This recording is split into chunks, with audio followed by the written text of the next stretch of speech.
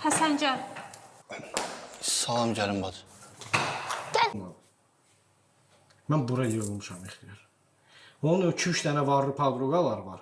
Onlar neyniyir? Bu da ondan eləmək istəyir. Mən keçən Türkiyəyə getdiyimizin kreditini hələ verib qutaranmamışam. Məndən iPhone istəyir. O iPhone çıxardanı da dədəsinə nəhrət. Mənim işlətdiyim telefona bax. Bax ixtiyar. Bax da ixtiyar, bax. İndi gəl şu uşağı pullu məktəbə qoyaq. Nə var? Aytənin uşağı pullu məktəbə gedir, bizimki də getməli. Və biz çatdırmırıq. Mən özümdən iyrənəm. Aya 2000, 3000 pul xərcləyirəm, iş ola bilmir. Mən heç vaxt fikirləşməzdim ixtiyar, amma belə görürəm ki, bunun axırı gedir boşanmaya. Qaqa, qadam alaram, başqa elərim. Boşanma nədir? Sən nə danışırsan? Belə şey olar ya. Bu ailədir, Bəhruz.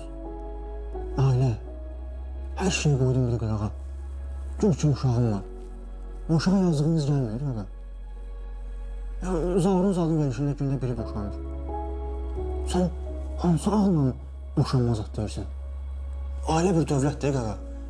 Onu dağıtmaq bir asan da olmalıdır, valla. Yox, ixtiyar. Ağılmır, qaqa. Mən özümü kişi kimi hiss eləmirəm.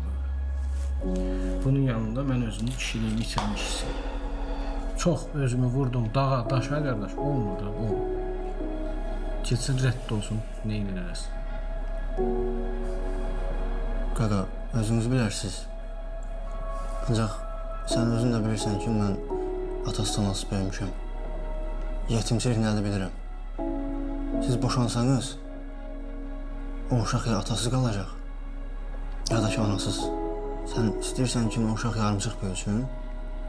Hı? Onu istəyirsən, Bəhruz?